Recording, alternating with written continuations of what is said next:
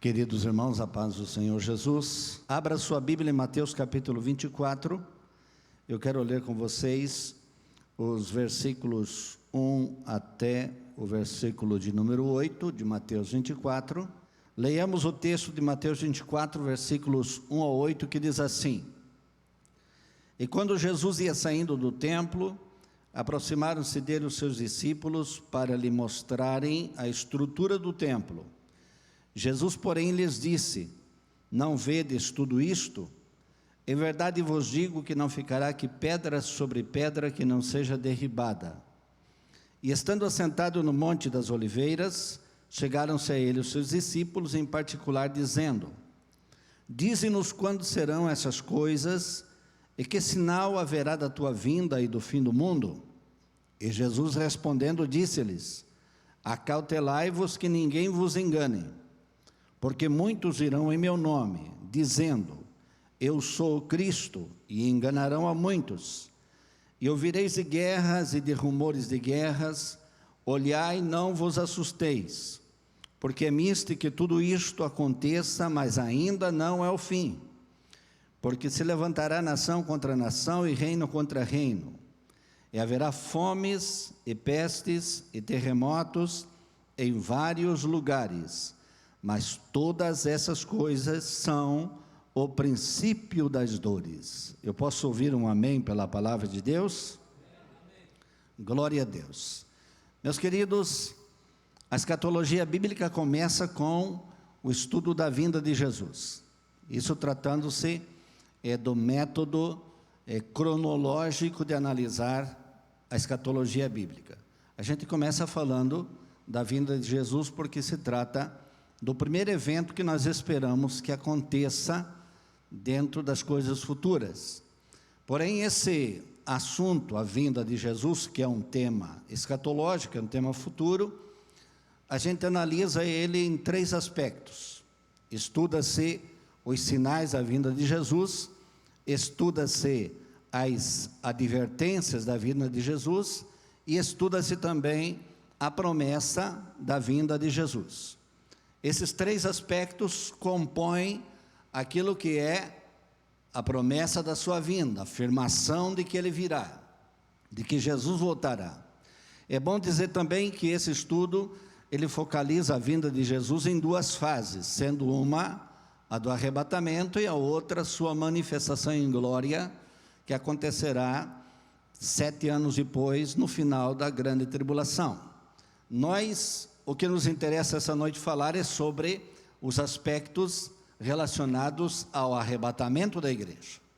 Aquilo que diz respeito ao Senhor em relação à sua igreja. Ele vir buscar a sua igreja. Hoje, por exemplo, a gente não prega esse assunto para o mundo. Nós pregamos para a igreja. Falamos para a igreja. Dizemos para a igreja, com o objetivo de despertar a igreja para viver esse ambiente do arrebatamento, viver o espírito do arrebatamento, viver a expectativa do arrebatamento, e não deixar-nos seduzir-nos por aquela afirmação de Pedro, capítulo 3, versículo 3, a segunda epístola, onde ele disse que viriam os escarnecedores, e esses escarnecedores diriam: onde está a promessa da sua vinda? Porque desde que os pais morreram, todas as coisas permanecem a mesma coisa. E é muito fácil você, por exemplo, pelo fato de levar muitos anos que esteja servindo ao Senhor, não estar assim tão atento para os eventos que prenunciam a vinda de Cristo. E por esse motivo é necessário dizer: eu já levo 40 anos de vida com o Senhor e de vida no ministério. Então, desde quando comecei a ouvir esse assunto, e eu quero dizer para você que não permanece do mesmo jeito, porque os sinais que acontecem hoje, eles são muito mais enfáticos e muito mais evidentes da aproximação da vinda do Senhor do que há 40 anos atrás. Porém, há 40 anos atrás, há 30 anos atrás, se pregava sobre a vinda de Jesus dentro de um objetivo de imprimir nas pessoas um certo medo da sua vinda. Era quase que uma pregação assim de terror. Era uma pregação que exigia da pessoa certas coisas, que a pessoa tinha pavor de pensar que Jesus viria. Por exemplo, medo de pensar que ele viesse de noite, que ele viesse no momento que você estivesse tomando banho, por exemplo. Tinha esse tipo de medo. E quando se estuda a palavra do Senhor, você lê 1 Tessalonicenses, capítulo 4, do versículo 14 ao 17, Paulo fala sobre o arrebatamento da igreja, a vinda do Senhor, fala sobre a ressurreição, a transformação e também nosso translado, o rapto. E ele fala no versículo 18, dizendo assim, depois de falar sobre arrebatamento, ele diz no versículo 18, consolai-vos uns aos outros com estas palavras. Logo Paulo deixa claro de que a mensagem do arrebatamento é uma mensagem de consolo, é uma mensagem de conforto. Eu posso dizer para você nessa noite, seguramente, Jesus virá e toda a tribulação cessará. Jesus virá e toda a dor desaparecerá. Jesus virá e todas as limitações ficarão para trás. Jesus virá e você ascenderá aos céus eternos para estar com o Senhor. Diz para mim que essa mensagem não é de consolo, de conforto. Ela o é de conforto. Porém, a análise que se faz das características que se deve ter para ir com o Senhor é que põe medo nas pessoas. Eu não vou pregar essa noite aqui para terminar a minha pregação, e tem aqui uma porção de gente crente pedindo oração porque não tem certeza da salvação, não sabe se vai subir, não sabe se vai dar certo. Não, eu quero que você fique firme no teu lugar e no teu coração diga, eu sei em quem tenho crido e sei que Ele é poderoso para guardar o meu depósito até aquele dia. Você tem que ser crente convicto, você tem que ter segurança, certeza absoluta de que você aceitou Jesus e você vai para o céu. Mas pastor, não tem uma receitinha, um requisito? Tem um que eu acho que é indispensável. Capítulo 4, verso 30 de Efésios. Não entristeçais o Espírito Santo da promessa, com o qual estáis selados para o dia da redenção. O dia da redenção de que Paulo fala é a redenção do corpo. Porque a obra de Jesus, ela apresenta a redenção em 3 dimensões. No dia que você aceitou Cristo como Salvador, a tua alma, o teu espírito foram redimidos. Você recebeu redenção. No dia que você morrer e Jesus vir, ou estiver vivo e Ele vir, será redimido o nosso corpo. Será o segundo aspecto da redenção. Mas capítulo 8 de Romanos, Paulo fala que a natureza geme numa expectação, esperando a manifestação da glória dos filhos de Deus. A própria natureza, a terra, passará por uma redenção. 1:28 de João Batista disse, eis aí o Cordeiro de Deus que tira o pecado do mundo, do cosmo, da terra. E capítulo 3 de 2 Pedro diz que a terra passará pelo fogo e será purificada. A própria terra será redimida. Então você é redimido no espírito e na alma. Você vai ser redimido no corpo. E a própria terra por onde passamos também será redimida. E nós estaremos para sempre com o Senhor. Você pode glorificar a Deus por isso? Glória a Deus. Mas é difícil falar sobre todas essas coisas em um espaço de tempo. Os sinais da vinda de Jesus, por que eles são necessários?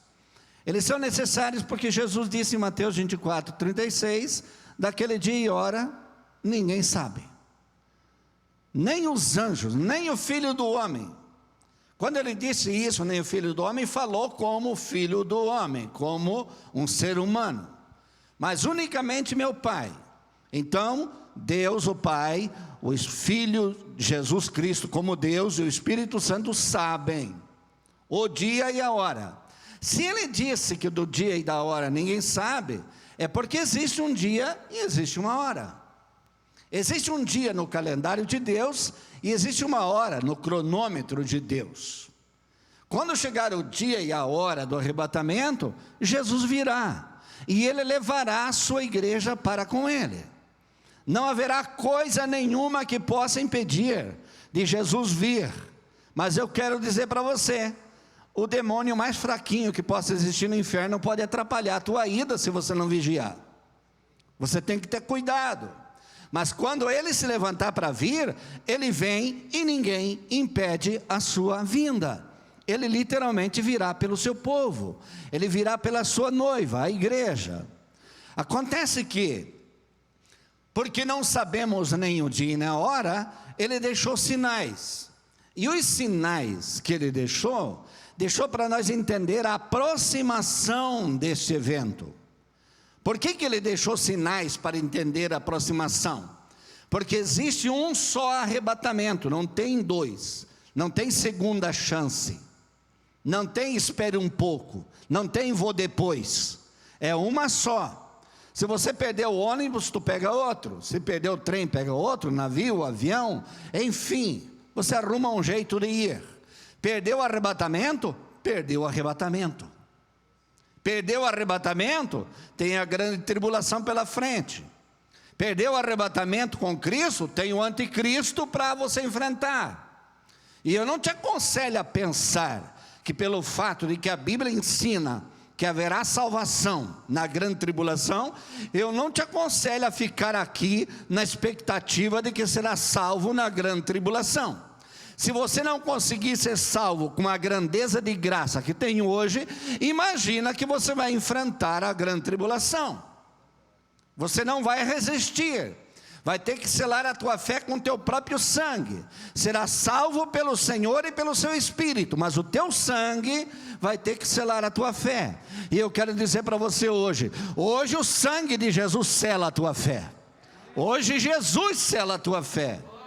Hoje a graça de Deus se salva. Paulo disse a Tito, capítulo 2, versículo 11 em diante: porque a graça de Deus se é manifestado trazendo salvação a todos os homens, ensinando-nos que, renunciando às concupiscências mundanas, vivamos neste presente século uma vida sóbria, justa e piedosa. E não somente isso, mas aguardando a bem-aventurada esperança e o aparecimento da glória do grande Deus, o qual a si mesmo se entregou por nós, para nos remir, para ser povo seu, especial, zeloso e de boas obras. Esse é o Jesus que vem e esta é a igreja que vai subir. Aleluia.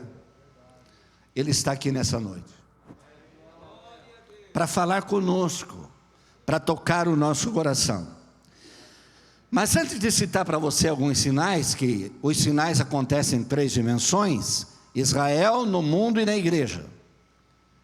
Eu só vou citar por cima algumas coisas, mas antes de citá-los eu quero dizer para você, tem algumas afirmações de Jesus na Bíblia que me dá um pouco de temor. Me dá um pouco de temor, porque Jesus disse, ele disse em 24 e 44 de Mateus: o Filho do Homem virá numa hora em que não penseis. Já pensou Jesus dizer, é claro que ele disse isso depois de uma parábola, ou depois da advertência da vigilância para o arrebatamento, mas você já pensou na possibilidade de não pensar na vinda de Jesus? Se a pessoa não pensa, se ela não pensa, como vai sentir? Se ela não sente, como vai valorizar? Se ela não pensa, não sente, não valoriza, como que ela vai acreditar? Se ela não acredita, como que vai esperar?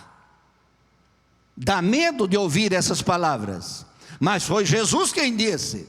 E quando você lê capítulo 17 de Lucas, versículos 26 ao 30, que Jesus disse que seria como nos dias de Noé e seria como nos dias de Ló, em Sodoma e Gomorra. E ele cita nos dias de Noé: comiam, bebiam, casavam e davam-se em casamento, até que Noé entrou na arca, fechou a porta e veio o dilúvio e levou a todos. E eles não perceberam. Como nos dias de Ló em Sodoma e Gomorra: comiam, bebiam, compravam, vendiam, até que Ló saiu da cidade e derramou fogo do céu e matou a todos.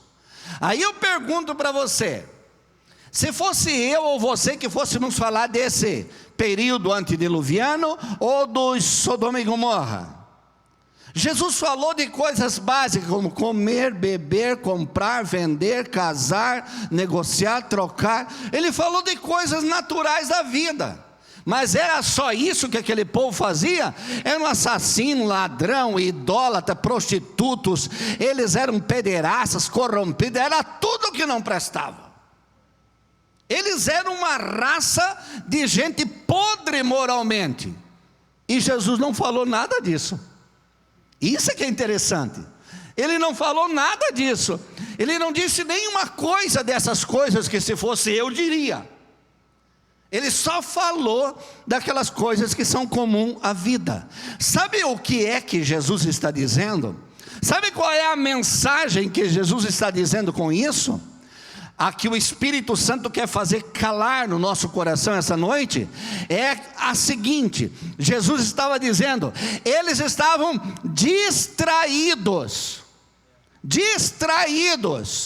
sem atenção, sem foco, sem percepção. Eles estavam gastando a vida e o tempo deles nas coisas corriqueiras da vida, além de toda aquela imundícia que praticavam, mas eles não perceberam, eles estavam desapercebidos, e por isso o juízo veio e os levou a todos. E aí eu pergunto para você: esta geração, que é a geração cuja característica é mais identificada com arrebatamento, esta geração está percebida por acaso? Ela está desperta por acaso? Ela está atenta por acaso? Ela está precavida por acaso? Esta geração é uma geração que está fazendo a última oração de Apocalipse 22, ora vem Senhor Jesus.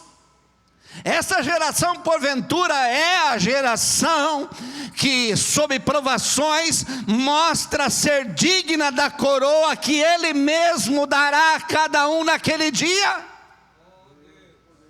Ou esta geração é a geração que gasta o seu tempo, gasta a sua vida nas coisas corriqueiras da existência humana, gasta o seu dia, as suas horas, e passa o tempo sem se perceber de que já está vindo aí o noivo, já está chegando a hora.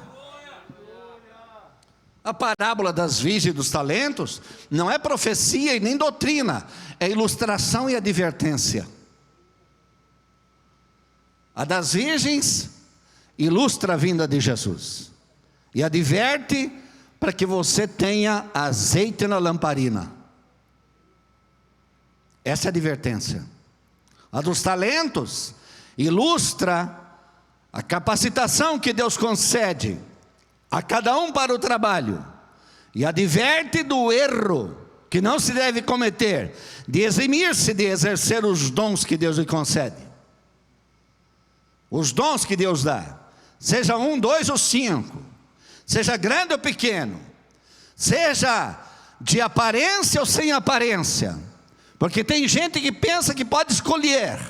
Você até pode buscar os melhores dons, como disse Paulo em 1 Coríntios 14, mas em 12:11 de 1 Coríntios ele disse: o Espírito reparte a cada um como quer. O Espírito reparte. Se Ele deu para você um dom, exerça-o. Não adianta você enrolar no lenço e depois pensar que vai chegar e dizer: aqui toma, aqui o que é teu. Não vai ser assim. Ele não vai perder o investimento que fez em você. Ele quer que você seja uma igreja que glorifica o seu nome e produz para o seu reino. Aleluia. Glória a Deus. Essa geração está desapercebida. Está conectada na internet, isso sim. Uns navegando e outros naufragando na internet. Isso sim. Horas e horas e horas e horas gastas. Que se você pegasse 10% dessas horas que você gasta em porcarias da internet e orasse 10%, você seria um crente cheio do Espírito Santo. Que não precisaria pregador nenhum estar dizendo para você: levanta a mão, diga isso, diga aquilo, diga amém, diga glória a Deus, faça aquele outro, toca naquele, faz aquele outro. Não, esses vícios, esses cacuetes dos pregadores desapareceria, porque você mesmo faria por voluntariedade, por estar cheio do Espírito. Você faria, levantaria a mão e diria para Jesus: toda honra e glória pertence a ti, porque tu mereces receber o louvor. Jesus virá, Ele virá pelo seu povo. Os sinais são para nós entendermos a aproximação do tempo, que o tempo está chegando. Israel é a nação que no Antigo Testamento fora escolhida por Deus para divulgar o nome de Deus, difundir a fé em Yahvé, Javé, Jeová, fazer o mundo conhecer Deus através deles. Mas eles tropeçaram na pedra de tropeço que foi para eles, e caíram sobre ela e foram feitos pedaços, como está escrito em Mateus 22. Assim sendo, o Senhor Deus levantou a igreja, edificou a igreja, como Paulo falou no capítulo 3 da carta aos Efésios, o mistério que estava oculto agora está revelado. Deus edifica a sua igreja através de Cristo. E Israel continua sendo o melhor marcador do tempo para a igreja entender a aproximação do retorno de Cristo. Israel continua com uma função no mundo que faz você entender que Jesus breve virá. Como você entende as 5 expressões de Apocalipse? Eis que presto venho, eis que pronto venho, eis que venho sem demora, eis que o tempo está próximo e está aproximando-se o tempo. Como você entende Apocalipse citando essas coisas no ano 96, depois de Cristo? Você tem que entender da seguinte maneira: quando estiver cumprindo-se o Apocalipse, então essas palavras têm sentido. Eis que venho sem demora, eis que presto venho, eis que pronto venho, eis que venho, eis que breve venho, o tempo está próximo. E hoje o que nós vemos é um Apocalipse cumprindo. Vou citar coisas simples para você. Quando João escreveu o Apocalipse, e Jesus disse para ele escrever, principiando pelas carta às 7 igrejas da Ásia, as principais igrejas da Ásia, ele passa logo em seguida para o arrebatamento, que ele é arrebatado, vai para o capítulo 5, capítulo 6, é o início da grande tribulação. Capítulo 7, Deus manda ele escrever um negócio que é extraordinário. Escreve aí, João diz, e diga para as pessoas, que eu vou separar 12.000 de cada tribo de Israel. 12.000 de cada uma das 12 tribos, 144.000 vou separar com exclusividade, para serem os meus evangelistas no reino do milênio, para pregar o evangelho do reino. Eles serão os meus instrumentos. João poderia dizer: Senhor, mas não tem mais ninguém aqui, as 12 tribos não estão mais aqui. O ano 70 já passou, a destruição causada pelo Império Romano. Só em Jerusalém morreram 1.090.000 judeus, na guerra de Tito contra os judeus. E posteriormente, no ano 132, houve outra guerra, que aí não ficou ninguém mesmo. Não havia nenhuma tribo estruturada e estável no tempo que João escreveu o Apocalipse, por volta do final do 1º século. Mas Deus disse: Vai chegar o tempo em que eles estarão lá, e eu vou separar 12.000 de cada tribo, porque eu sou o Senhor do tempo, o Senhor da história, e eu faço as coisas como devem ser feitas. Aí vem o tempo, eu e você estamos aqui. Tem alguém aqui que nasceu no ano de 1948? Tem alguém aqui? Ou antes, ou perto? Levante a mão, quero ver. Eu nasci em 1960. Já estou com 60 e alguma coisa. Mas as igrejas têm muitos irmãos que nasceram nessa época. Foi em 1948 que Israel se tornou uma nação reconhecida no mundo. E todas as 12 tribos estão estabelecidas em Israel. Você imagina se Paulo estivesse pregando aqui hoje. Imagina Paulo aqui pregando. Ele que disse em Tessalonicenses capítulo 4, nós os que estivermos vivos seremos arrebatados. Mas como assim, Paulo? Você está falando aí pelo meado do século, e você está dizendo nós que estivemos vivos? A fé dele era tão grande, de que ele iria, e também tem o conceito de que Deus não é Deus de mortos, mas sim dos vivos, que criou uma confusão em Tessalônica, que ele teve que escrever outra carta para consertar a má interpretação deles. Não que ele errou, mas o que eu quero dizer é o seguinte: se Paulo lá por perto do meado do primeiro século dizia, nós que estivemos vivos vamos ser arrebatados com ele, imagina se ele assumisse esse púlpito para falar para você com tudo que já aconteceu em praticamente 2000 anos. Imagina que Paulo estivesse aqui no meu lugar, olhando para você e dizendo nós. Eu acho que Paulo saía desse púlpito e pegava você pelo pescoço e sacudia e dizia, é nós vamos estar vivos. Mas o que as pessoas fazem? Dão de ombros.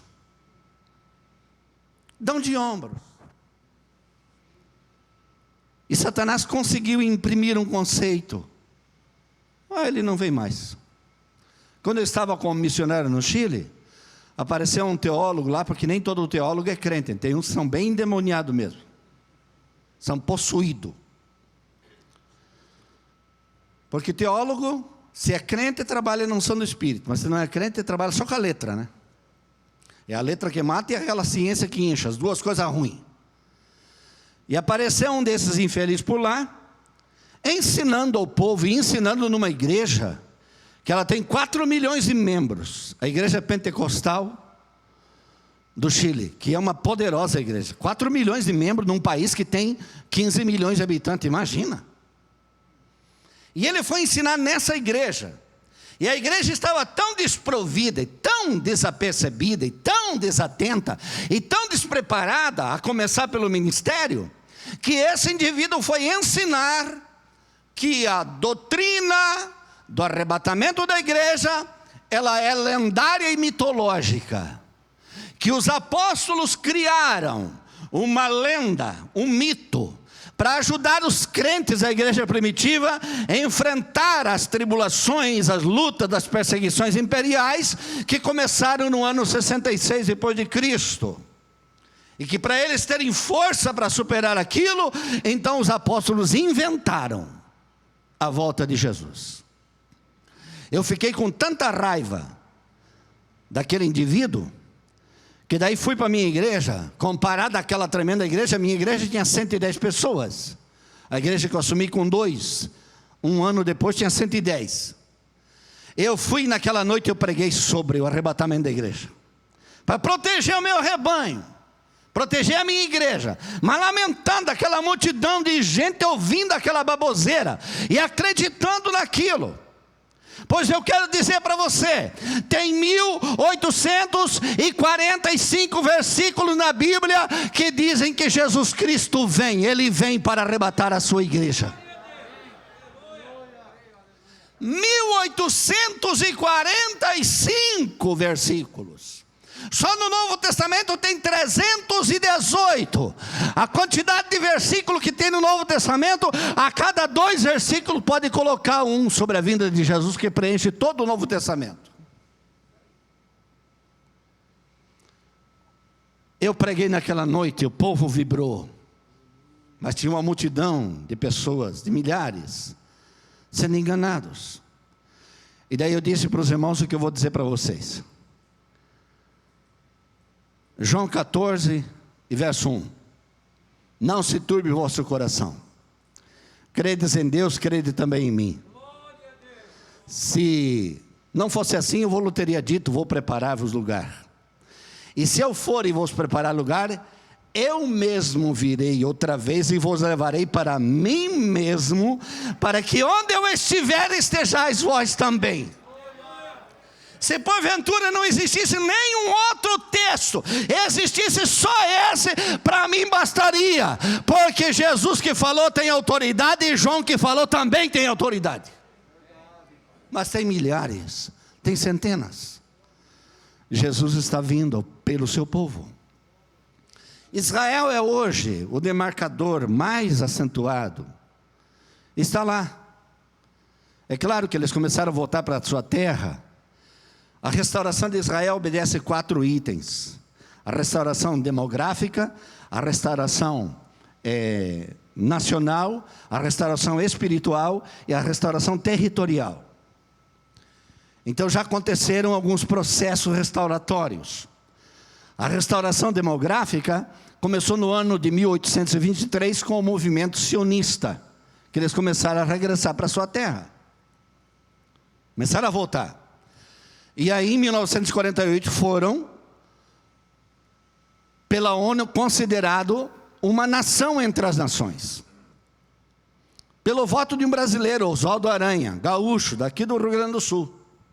Ele deu o voto último e que definia e decidia Israel como nação.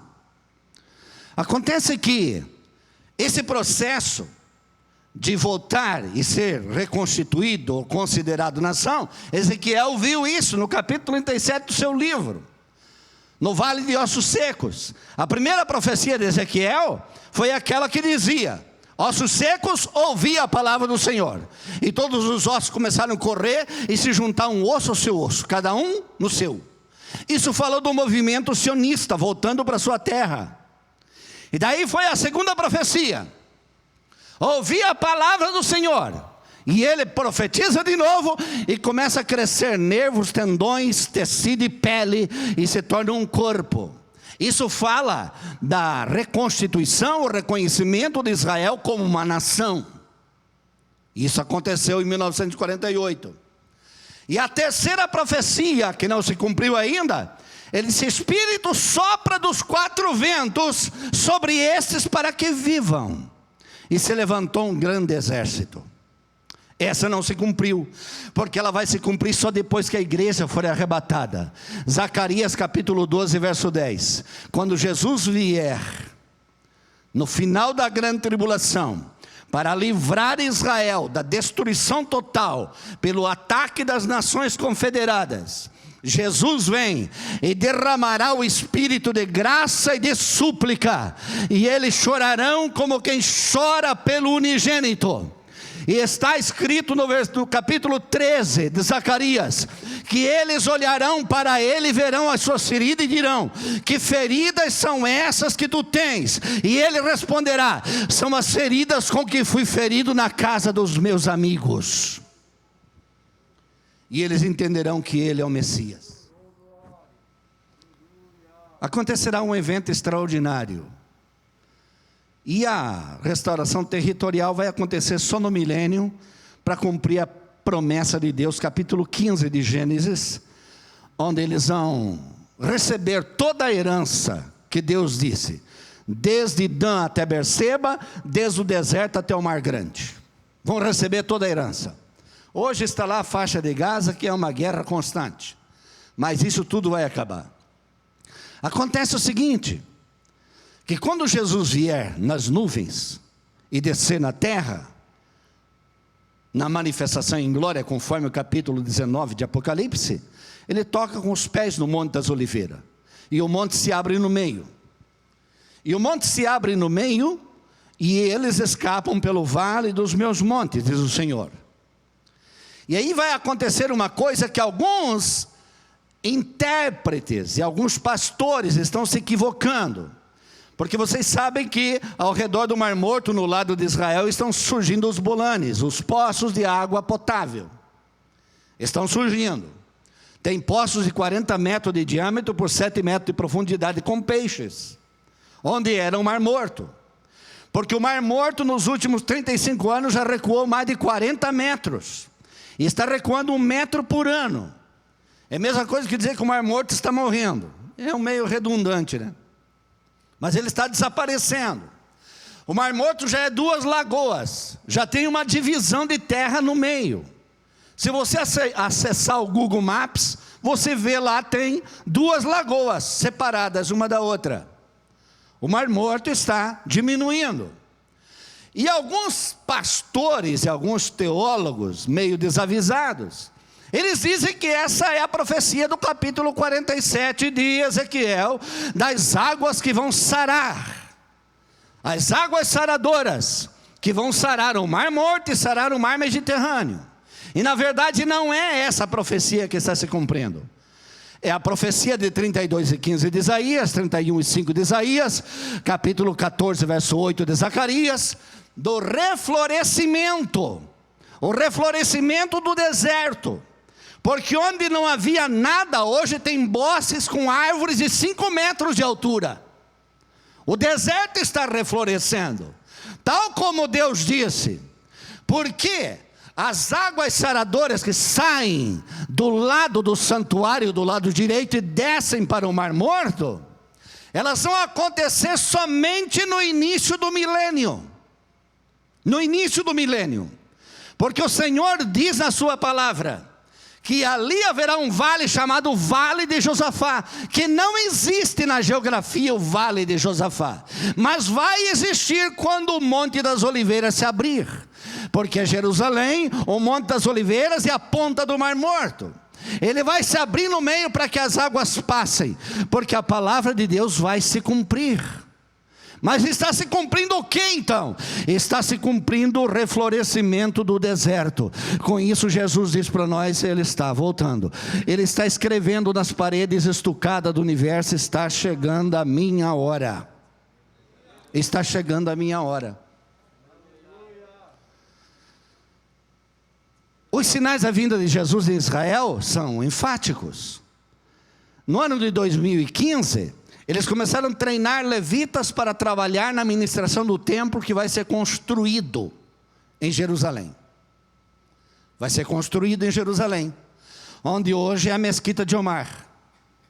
Mas vai acontecer alguma coisa, que a Mesquita de Omar vai desaparecer e o templo vai ser reconstruído. E ele pode ser reconstruído em 60, 90 dias no máximo. Com toda a tecnologia que tem. E eles têm todos os preparativos, estão ensinando levitas como trabalhar dentro do templo. Desde 2015. E esse templo vai ser necessário por quê? Capítulo 2 de 2 Tessalonicenses, Paulo disse que o anticristo vai sentar no templo de Deus, exigindo adoração como Deus. Então é um cumprimento que vai acontecer. Tem 2 sinais que você não pode esperar que aconteça. Um é a construção ou reconstrução do templo, e outro é a invasão dos territórios de Israel por parte da Rússia e seus aliados, capítulo 38 de Ezequiel. Você não pode esperar por quê? Porque pode acontecer um pouquinho antes ou pode acontecer um pouco depois do arrebatamento. É por isso que Lucas 21 e 29 diz: olhem para a figueira e para as demais árvores, olhem para Israel e para as nações, olhem para o mundo como se move. Olhem para as coisas que estão acontecendo. Você me diria, pastor, mas você lê um texto que fala de terremoto, fala de guerra, fala de fome, fala de peste, fala tanta coisa que toda a vida existiu. E é verdade, existiu sempre. Mas acontece o seguinte, que o verso 8 que eu li com você, diz que essas coisas são o princípio das dores. E no texto grego está escrito, princípio das dores da parturiente, daquela que está para dar à luz. E as dores da parturiente, ela só indica que o bebê vai nascer quando o espaço entre uma contração e outra diminui. Então não é o fato de existir tais coisas que é o sinal, mas é a quantidade com que elas se repetem que é o sinal. É o fato de repetirem constantemente. Você acha que essa praga do coronavírus vai ser a última coisa que vai acontecer no mundo? Só se Jesus vir. Porque se não vir, vai aparecer outro bicho por aí. Porque está no plural o texto, pestes. E não tem como negar isso. Fomes. A Organização Mundial da Saúde, e que trabalha em prol da fome, eles dizem que aumenta a cada dia o número de pessoas desamparadas no mundo. Olha para a França, que é um país de primeiro mundo, entre aspas, que pertence ao bloco do mercado europeu, mas as praças da cidade estão viradas em choupana de gente pobre sem trabalho, sem comer. O mundo está dizendo para nós que Jesus está voltando, só que nós não estamos querendo ver. Mas passou terremoto. No século XII começaram a contar os terremotos, e houve 174 terremotos no século XII.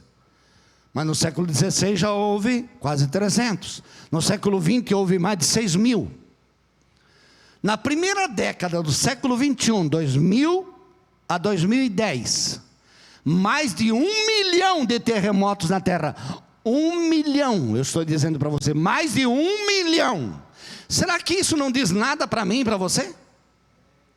Será que nós não entendemos?